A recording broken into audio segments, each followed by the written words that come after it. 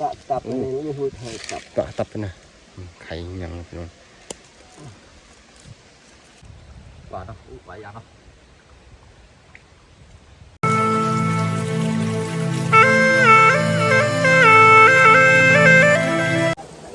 กับสบายดีเนาะตอนนี้ก็มาเจอกับนุ่นเส้นเคยเนาะสิพาไปหาเดินป่าเนาะพี่น้องเนาะอยู่แถวป่าเนาะก็ไปหาหมกจองแล้วก็ไปหาปลาแล้วก็หากระทางเนาะพี่น้องเนาะนี่ตอนนี้ก็มากับพ่อเฒ่าเนาะนี่ก็นุ่นสิพาไปเดินป่าเนาะพี่น้องเนาะสิพาไปหาเก็บของป่านะบัวจะเป็นหยอดไว้แล้วก็ไข่กระทางเนาะสิไปเบิ้งหมกจองเนาะพี่น้องเนาะจักเป็นหมากหรือบ่อยู่แถวนี้เนาะตอนนี้มึงก็มา2 คนนะพี่น้องเนาะพอคนใหญ่นะคนใหญ่รับไปก่อนเนาะเพราะว่าเราเป็นคนนำพาทางเนาะเราเป็นผู้ทางเนาะ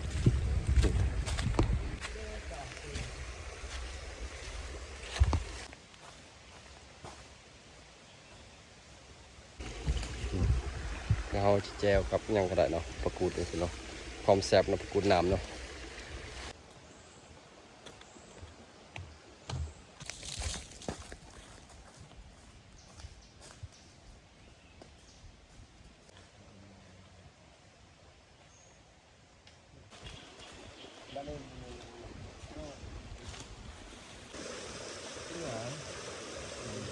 กระทางเลยพี่น้องนี่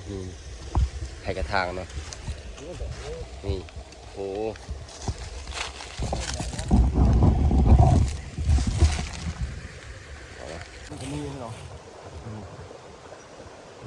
กระทางเลยพี่น้องนี่เนาะนี่พี่น้องโอ้โห3 4 5 6 7 8 9 10 11 12 13หน่วยเนาะจะคุมเนาะ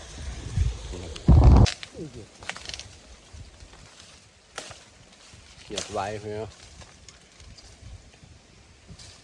คนใหญ่ตัดหนอดไว้กินแซ่บ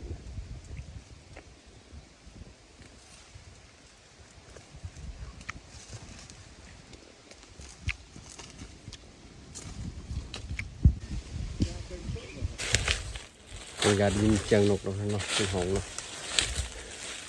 มีแต่หางคืออยู่ทางเขตผู้เนาะว่าที่ไปเบิ่งหมักจองสักสีมักหรือบ่ปีนี้ไปเลยพี่น้องกบมังยางนะพี่น้องมังยางนะพี่น้องมังยางป่า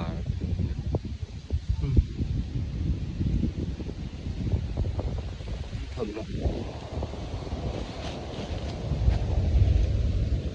คุยพี่น้องมีเทิงเนาะคมลายแต่ว่าเห็นเนาะแต่ว่ากองก็ไม่เห็นเนาะบางอย่างนะพี่น้องเนาะ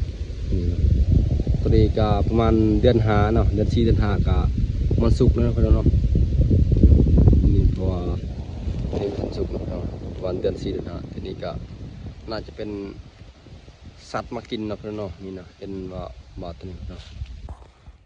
นี่พี่น้องกกมังจองเนี่ยแต่บอมีหมากตรงนี้เนาะไม่ได้เป็นหมากในปีนี้เนาะนี่เนาะ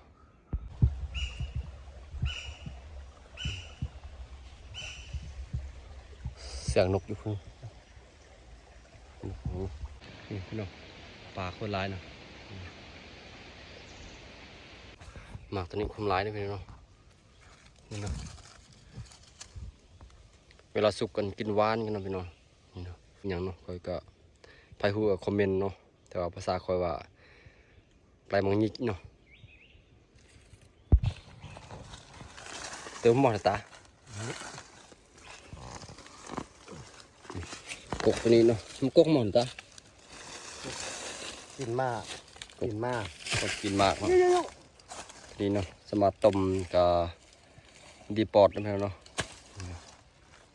ใบตัวนี้เนาะ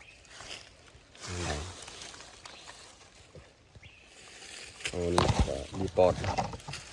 ตากแล้วก็มาต้มดื่มเป็นปอดเนาะ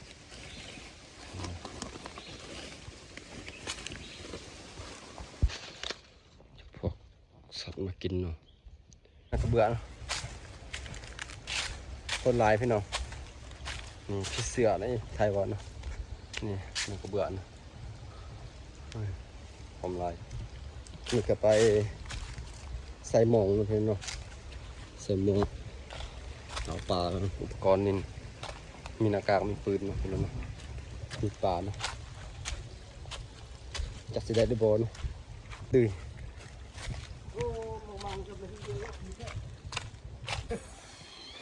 ดื้อ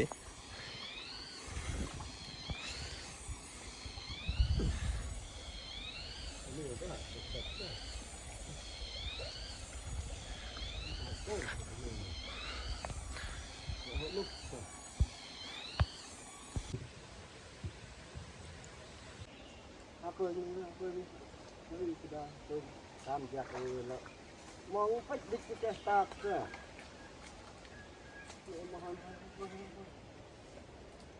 มันไปดิจิตอลตากมองนี่แล้วก็เล็กได้เล็กเปิด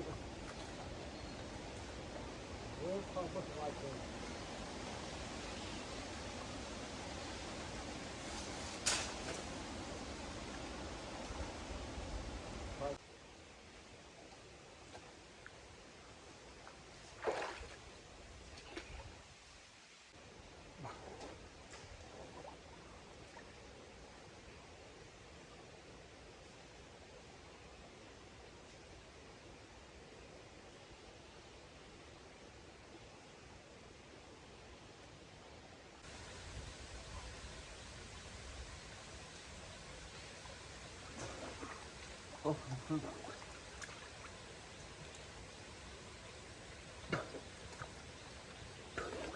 โคตรร้ายเลยพี่น้องกอดอยู่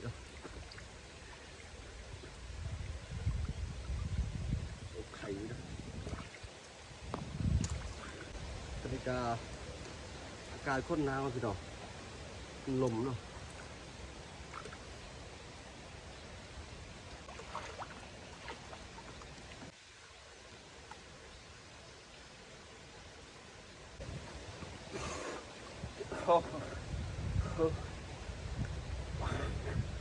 เดี๋ยวพอหวานเนาะหวานยางเนาะ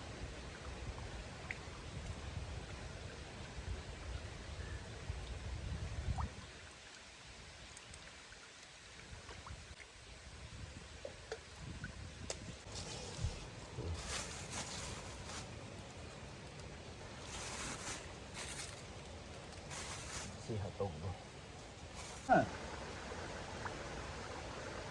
ว่า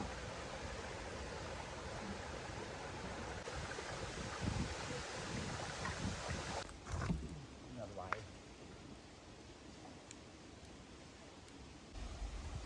น้ำเองจ่ายก็สักหนึ่งทุก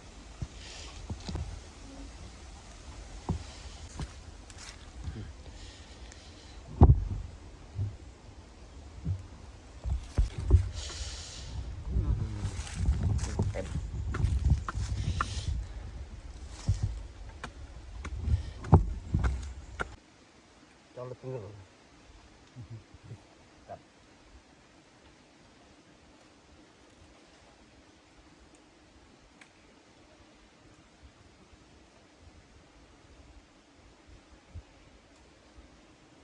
จะมาหูตาจะมาเจอเรื่องนี้ เด็กกระทางพี่น้อง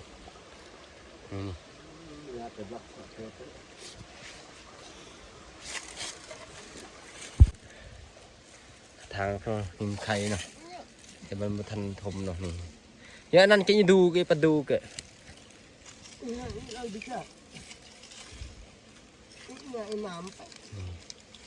ไข่กระทางเนาะเจออีกเนาะ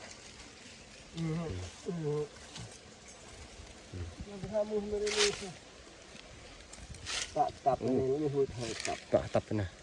ไข่ยังพี่น้อง งอกสีดเลยสิสีดเลย เจ็ดดิ